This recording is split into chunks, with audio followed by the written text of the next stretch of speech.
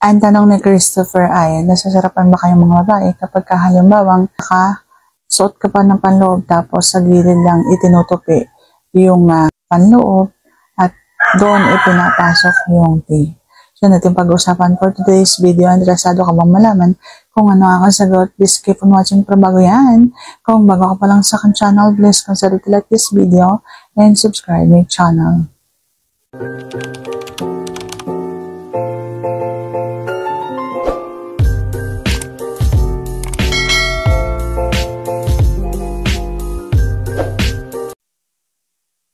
Kung sa mga babae ang tanong mo, hindi ko masasagot yung sa ibang mga babae kung nasasarapan sila sa ganito.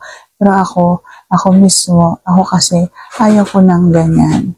Yung may sagabal, mas masarap kasi yung nararamdaman mo yung balat kayo sa balat.